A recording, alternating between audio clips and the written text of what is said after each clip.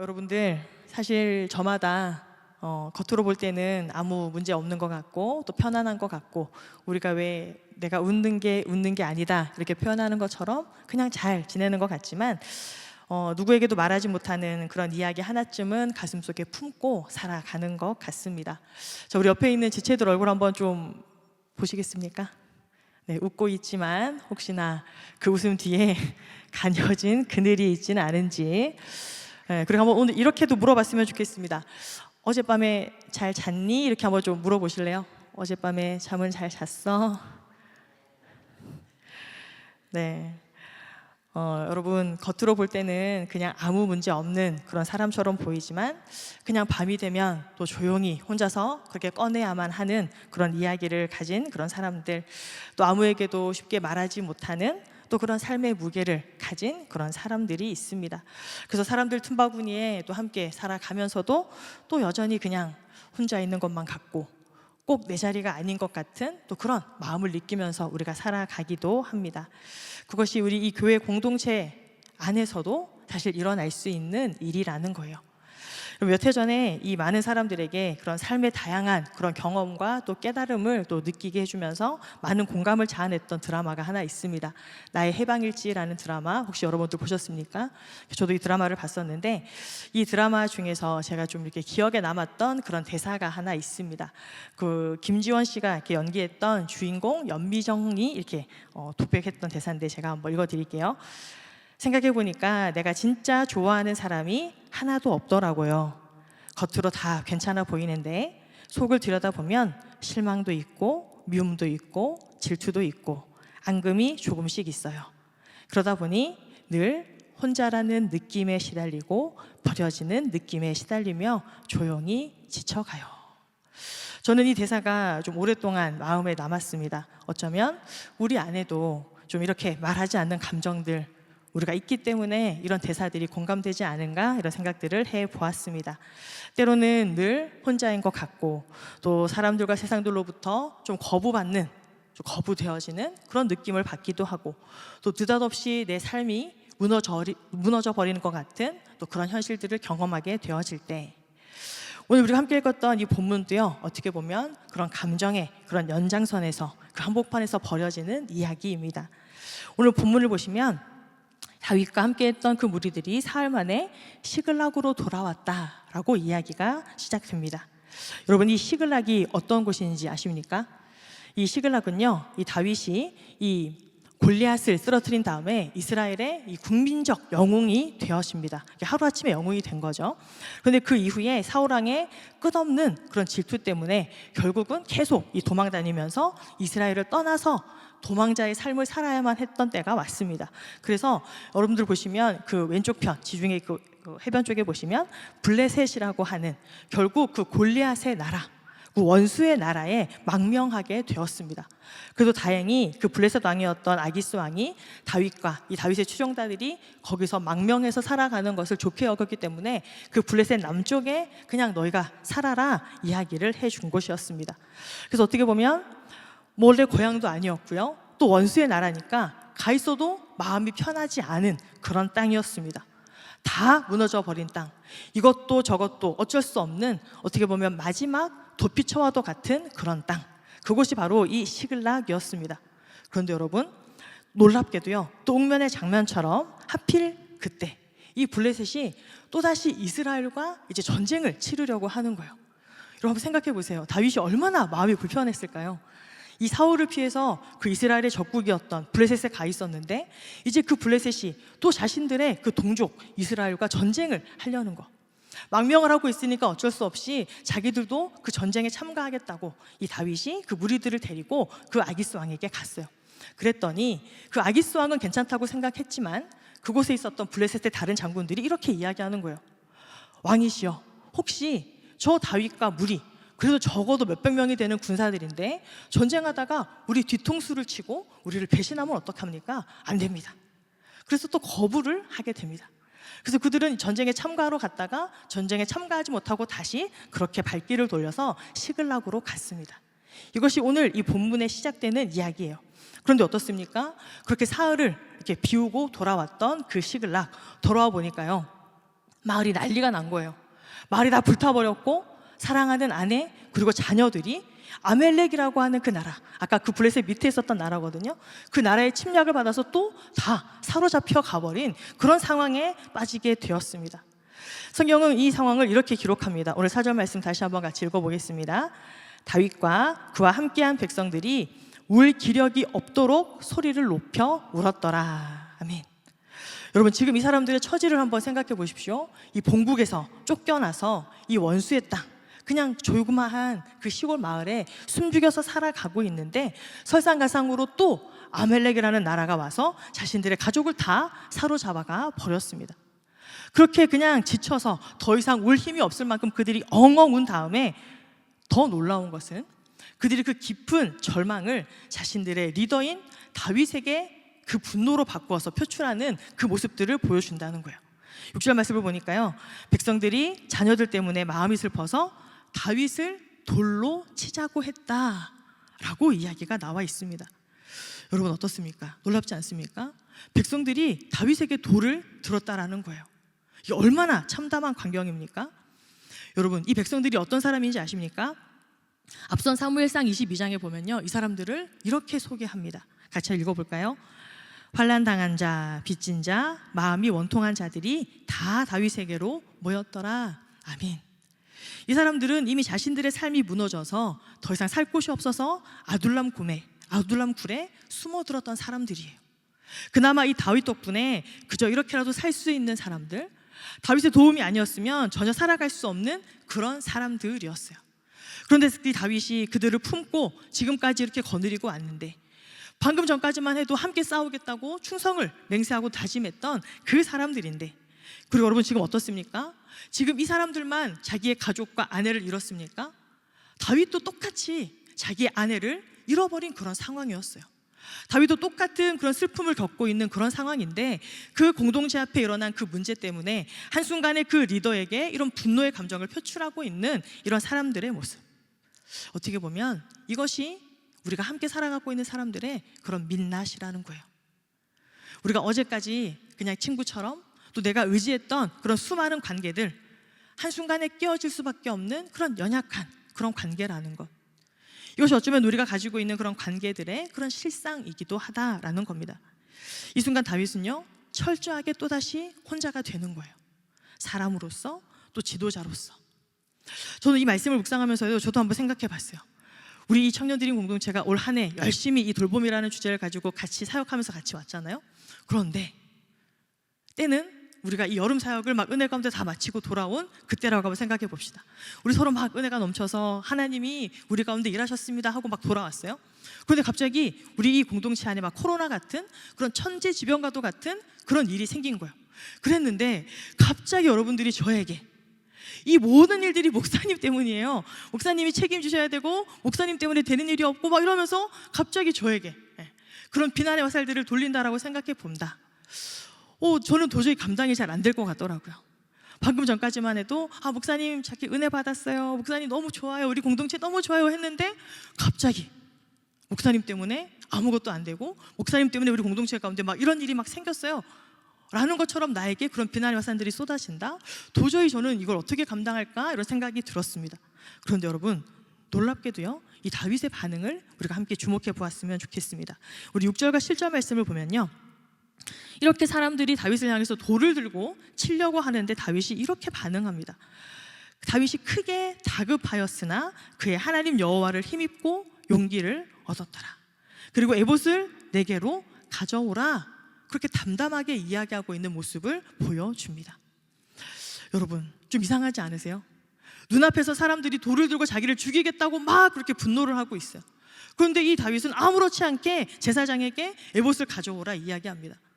여러분, 이 에봇은 제사장들이 하나님의 뜻을 물을 때 입었던 그 옷을 이야기하는 거예요. 우리가 언뜻 보면 그렇지, 다윗은 믿음의 사람이었으니까, 하나님이 선택한 위대한 왕이니까 이렇게 믿음의 반응을 할 수 있겠지라고 생각할 수 있지만 쉬운 선택이 아니에요, 여러분. 그래서 우리는 이렇게 질문을 해봐야 돼요. 다윗이 어떻게 그 상황에서 그냥 아무렇지 않게 그 에봇을 가져오라고 이야기할 수 있었을까?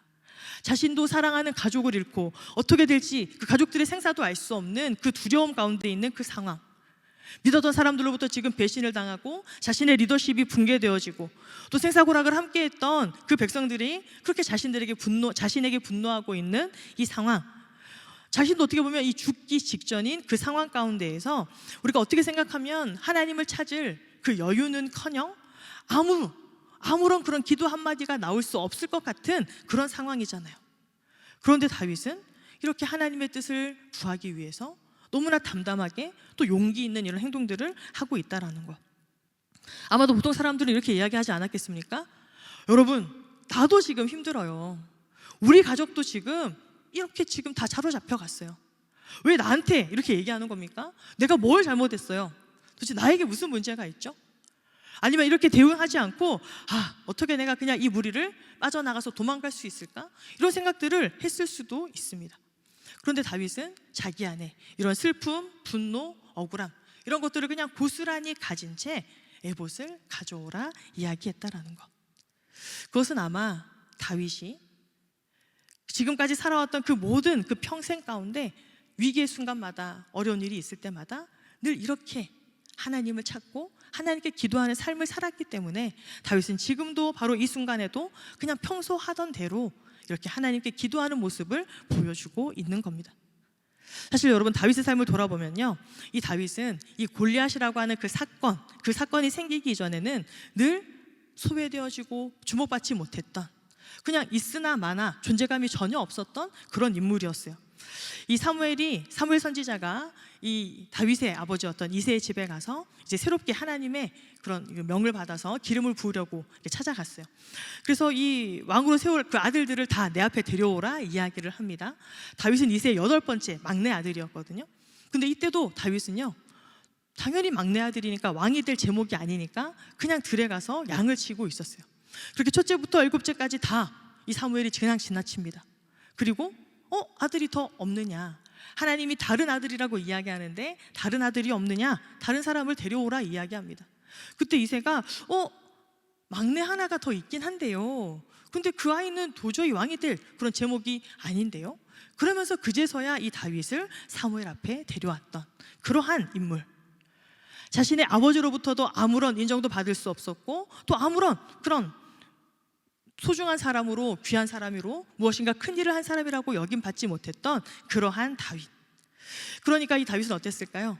그 수많은 시간 목동으로 그 세월을 보내면서 그 들에서 아무도 없는 그 시간 그저 양을 지키면서 때로는 양을 공격하는 그런 맹수들, 그들로부터 이 양을 지킬 때도 하나님께 도움을 구했고, 그저 이 골리앗을 물리친 이후에 이스라엘 백성들의 영웅이 되었을 때, 그런데 또 한순간 사울의 이 미움을 받아서 계속 도망자의 이 생활들을 하면서 광야로 전전긍긍하면서 그저 다윗은 계속해서 그 고통의 순간, 절망의 순간 하나님께 부르짖고 기도하고 하나님의 도우심을 구하는 그런 모습이 이 믿음의 루틴이 되었던 그러한 인물이라는 거예요. 지금 다윗이 보여주는 모습은요, 그냥 한순간 나타나는 어떤 그런 초인적인 신앙인의 결단을 보여주고 있는 것이 아닙니다. 아니면 어떤 대단한 기백 있는 그런 영웅적인 결연한 의지, 그런 것들을 우리에게 지금 보여주고 있는 것이 아니라는 거예요. 이것이 지금 다윗이 우리에게 보여주고 있는 신앙인의 참 모습입니다. 사랑하는 여러분, 여러분들은 그런 삶의 모든 순간 누구와 이야기를 나누고 계십니까? 여러분들의 그 모든 삶의 순간, 그 모든 삶의 문제들 하나님 앞에 그렇게 고스란히 가지고 가서 이야기하고 계십니까? 지금 다윗이 보여주는 이 모습이 대림절에 또한 우리가 기다려야 하는 그런 이상적인 왕의 모습이라는 것을 우리가 마음속에 새길 수 있었으면 좋겠습니다. 우리가 믿음이라고 하는 것은 어쩌다가 한번 그런 용기 있는 특별한 그런 어떤 초인적인 힘을 바라는 그런 모습을 나타내는 것이 아니라 그저 모든 삶의 일상 가운데 그저 잠잠히 하나님께 기도하는 모습을 보여주는 것, 그것이 우리가 또한 계속해서 추구하고 나아가야 하는 그런 신앙의 모습인 줄로 믿습니다. 또한 여러분, 우리가 이 대림절, 우리가 함께 소망해야 되는 하나님의 나라 역시도 바로 이러한 나라입니다. 어떤 초월적인 능력에서 시작되어지는 그러한 나라가 아니라 무너진 자리에서도 그저 묵묵히 하나님께 기도하면서 그런 자리에서 열리는 나라, 그런 나라가 우리가 함께 지금 이 시대에도 꿈꾸고 소망해야 하는 그런 하나님의 나라인 줄로 믿습니다. 여러분, 다윗은 그렇게 그런 위급한 상황 가운데 정말 하나님 앞에 이렇게 물어봅니다. 하나님, 지금 아말렉 군대를 추격하면 될까요? 그래서 하나님께서 응답해 주십니다. 추격해라. 지금 추격하면 쫓아갈 수 있고 너희의 가족들을 데려올 수 있을 것이다. 그래서 긴박하게 이 다윗은 또 자신을 따르는 그 무리들을 추스리고 다시 그 추격의 길을 나섭니다. 1시간 한 걸음이 급한 그러한 상황이죠. 그런데 가던 길에 한 소년을 만나게 됩니다. 그 소년이 누구냐면 바로 애굽 소년, 이집트 소년이다. 오늘 성경은 그렇게 이야기합니다.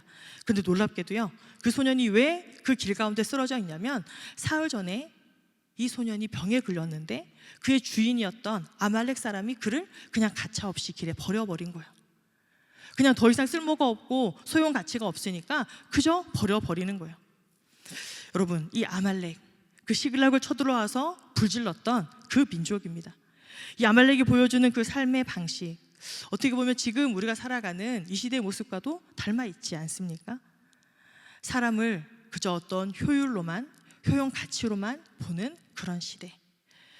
여러분, 이 소년은 아무도 데려가지 않으려고 했던 그런 인물이었고, 또 데려가 봐야 아무런 도움도 되지 않는 그냥 미약한 생명이었습니다. 그런데 이 다윗은 추격이라고 하는 그 급박한 목표 앞에서도 이 소년에게 멈추어 섭니다. 그리고 이 꺼져가는 생명을 돌보는 자비로운 그 왕의 모습을 지금 보여주고 있는 거예요.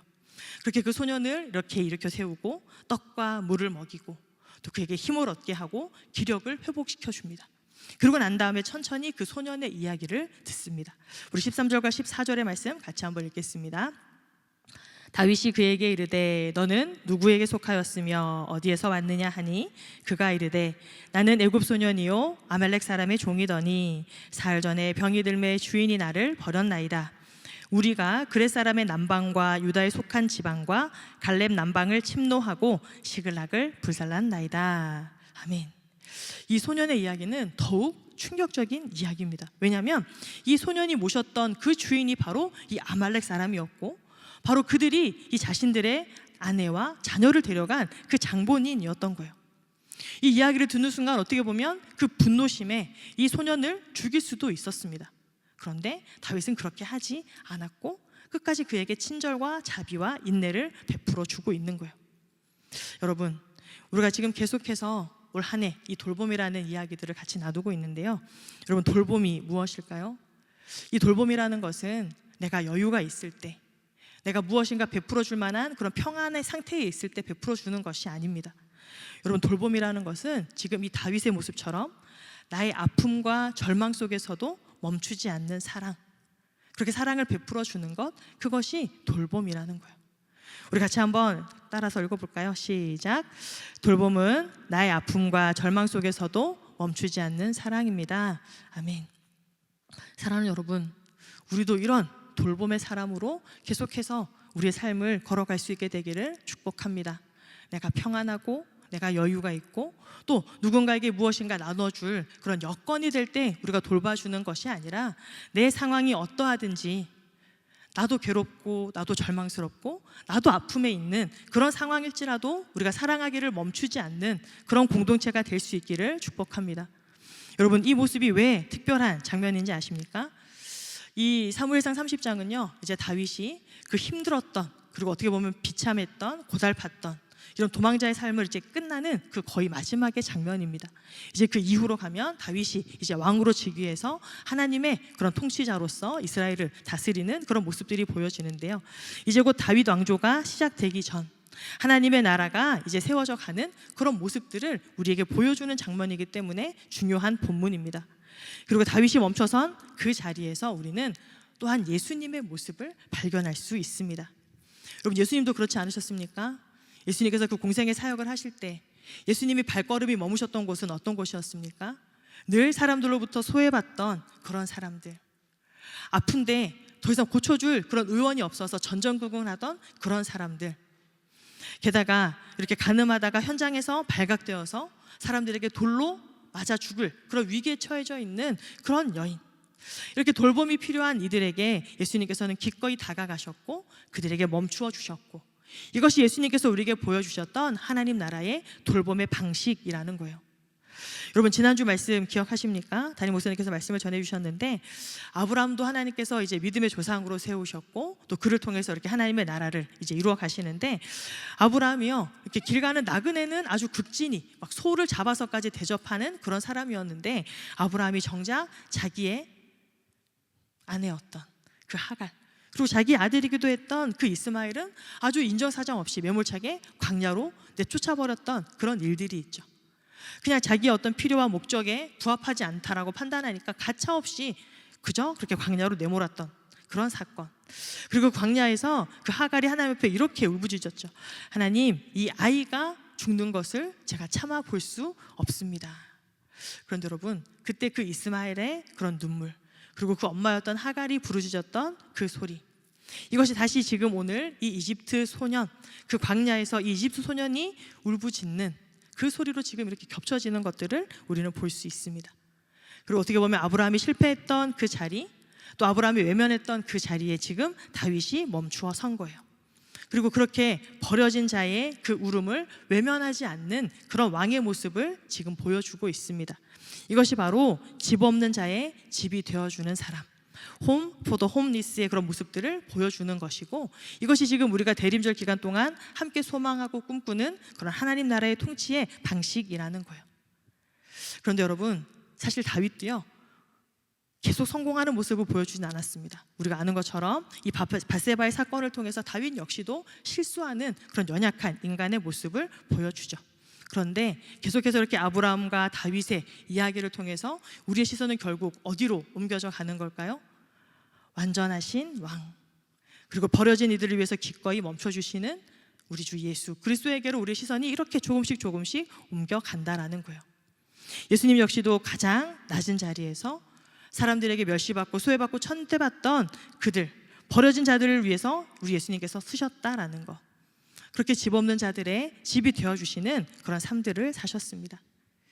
사랑하는 여러분, 우린 지금 대림절 두 번째 주일을 보내고 있습니다. 우리가 살다 보면요, 우리가 여러분 비록 청년의 삶을 살아가지만 우리도 때때로 시글락과 같은 그런 인생의 장면들, 그리고 그 인생의 장소들 앞에 설 때가 있습니다. 마치 갑자기 불타버릴 것 같은 그런 하루, 아무도 내 편이 아닌 것 같은 그런 순간, 또 무너진 그런 감정들이 분노로 바뀌는 그런 순간들 우리가 경험하지 않습니까? 마치 믿었던 친구가 그냥 어느 날 조용히 선을 긋고 그냥 나를 떠나버린 그런 경험, 아니면 오랫동안 애썼고 내가 붙잡았고 또 지키려고 했던 그런 관계가 그냥 메시지 한 줄로 그냥 끝나버렸던 그런 어느 날 밤, 내가 아무리 열심히 애쓰고 노력하지만 그냥 언제든지 대체되어 버릴 수 있는 그런 존재로 느껴지는 그런 삶의 현장. 그래서 때로는 우리 역시도 내가 아무리 애쓰고 노력하지만 그냥 늘 이방인처럼, 그냥 소외받는 자처럼, 또 버려진 그런 사람처럼 느껴지는 그런 순간들을 우리가 느끼면서 살아갑니다. 그런데 사랑하는 우리 청년들임 여러분, 바로 그 자리, 아무도 돌봐주지 않는 것 같은 그 자리가 바로 하나님의 나라가 시작되는 자리인 줄로 믿습니다. 그리고 지금 다윗이 그러했던 것처럼 그런 감정의 파도 한가운데에서 우리는 무엇을 떠올려야 됩니까? 그렇게 묵묵히 에봇을 가져오라고 이야기했던 다윗처럼, 그리고 그 십자가를 묵묵히 지시기 위해서 어떤 순간에도 그렇게 기도의 자리에 머무셨던 그 예수님처럼 우리도 그 기도의 자리에 나아가서 하나님 앞에 우리의 마음을 그렇게 내어놓기를 우리가 연습하는 이런 대림절이 되었으면 좋겠습니다. 그래서 여러분, 누군가를 향한 그런 작은 멈춤, 그리고 누군가를 향한 그런 작은 시선, 그리고 또 누군가를 향한 그런 작은 돌봄, 이런 것들을 우리가 삶에서 실천하고 또 사랑을 나누는 그 일들을 통해서 우리가 이 대림절에 하나님의 나라가 우리 가운데 임하는 것을 우리가 경험하게 될 줄로 믿습니다. 여러분들은 이 대림절 두 번째 주일을 보내면서 어떤 왕을 기다리고 계십니까? 마치 그냥 내 모든 삶의 문제를 해결해 줄, 그냥 모든 것들 다 해줄 수 있는 그런 능력의 주님만을 기다리고 있지는 않습니까? 아니면 무조건 그냥 내 편을 들어주고 그냥 나를 위해서 일해줄 또 그런 주님을 생각하고 있지는 않습니까? 오늘 이 본문 말씀을 통해서 기꺼이 버려진 자들을 위해서 그 길들을 멈추셨던 그 주님의 모습들을 우리 마음속에 모실 수 있게 되기를 소망합니다. 그리고 그 왕을 우리가 또 기다리면서 그렇게 우리의 삶을 살아가는 이런 대림절로 보낼 수 있었으면 좋겠습니다. 그리고 내 마음이 평안하지 않다 할지라도, 지금의 내 삶의 자리가 버겁고 또 무겁고 내 삶의 자리에도 너무 고통스러운 일들이 많지만 기꺼이 누군가의 마음에 또 조용히 창을 열어줄 수 있는 그런 대림절로 우리가 살아내기를 각오하는, 또 다짐하는 우리 모두가 되었으면 좋겠습니다. 그렇게 기다리는 것이 우리 주님을 기다리는 그런 대림절의 또 진정한 정신인 줄로 믿습니다. 사랑하는 여러분, 하나님의 나라는요, 그냥 거대한 그런 어떤 능력에서 시작되는 나라가 아닙니다. 가장 낮은 자리에서 버려진 마음, 그 마음 앞에 잠잠히 멈춰서는 그 모습, 그 아주 작은 그 사랑에서 바로 하나님의 나라가 시작되는 줄 믿습니다. 바로 이번 이 대림절이 여러분이 있는 그 자리에서 그 사랑의 걸음을 한 걸음 더 내디딜 수 있는 또 그런 사람으로 우리가 성장하게 되어지기를 주님의 이름으로 축원합니다.